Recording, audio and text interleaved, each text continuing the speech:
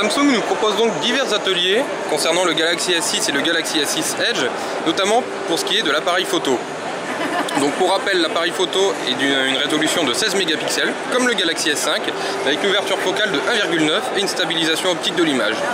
Samsung nous a vanté les mérites de ce capteur photo, notamment dans des conditions de basse luminosité, et pour cela nous allons faire un petit test qui nous est proposé ici.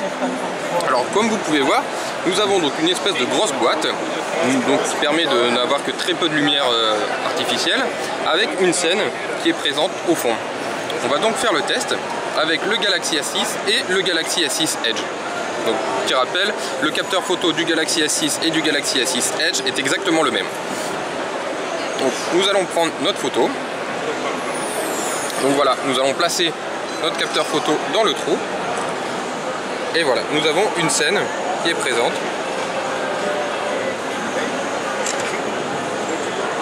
Voilà, nous venons de prendre la photo. Et maintenant nous faisons le test, le même, avec un Galaxy S5 qui lui également utilise un capteur de 16 mégapixels.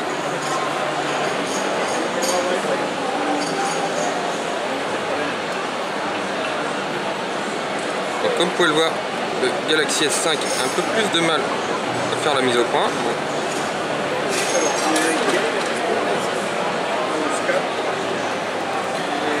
Donc là, comme vous pouvez voir, nous sommes mis en condition de faible luminosité. Nous avons un autre trou dans lequel nous allons pouvoir faire l'expérience. Donc là, à nouveau, avec le S6 Edge. Donc là, vous voyez notre petite moto. Voilà. Et maintenant, le Galaxy S5.